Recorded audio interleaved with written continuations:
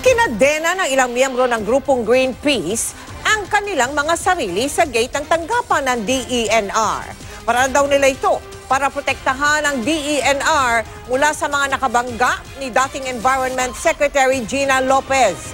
Nakatutok doon live si Susan Enriquez. San?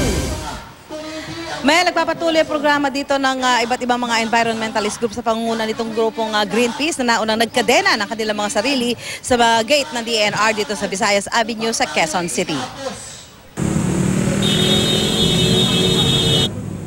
Suot ang orange jumpsuits at tube locks na magkukonekta sa kanilang mga braso, humarang ang mga miyembro ng Greenpeace sa exit at entrance gate ng Department of Environment and Natural Resources sa Visayas Avenue pasado alas 6 ng umaga. Nakakadena rin sila sa exit at entrance gate ng DENR. The reason why Greenpeace shut down DENR is mainly to protect it from greedy business interest. Because, and then we also wanted to protect the reforms initiated and started by Secretary Gina Lopez. Naglagay pa ang Greenpeace ng karatulang not open for business. Ilang empleyado tuloy ang hindi nakapasok at hindi natuwa sa ginawa ng Greenpeace. Isa rito si Jem Tanyag na differently abled.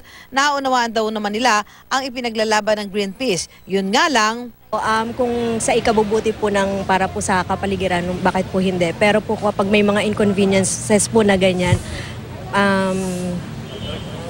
tingnan po natin. ano mo sa kanila?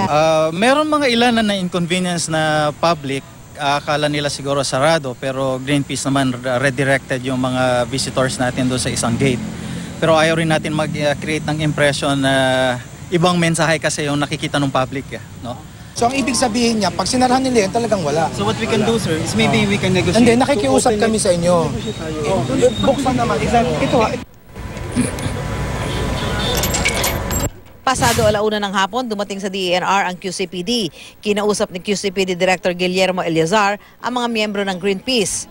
Sa huli, pumayag ang Greenpeace na alisin ang kanilang mga nakaharang na miyembro sa exit gate.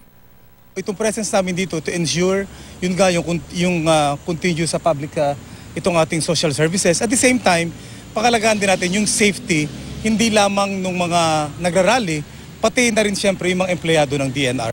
Pero sa entrance gate nakaharang pa rin ang ilang miyembro ng Greenpeace. Pinayagan silang manatili dito sa kondisyong magiging payapa at hindi makakasagabal sa operasyon ng DENR. Huwag payagan ang big business na makialam sa mga desisyon ng ating mga institusyon at kung maaari ay i-reappoint si Secretary Lopez sa DENR.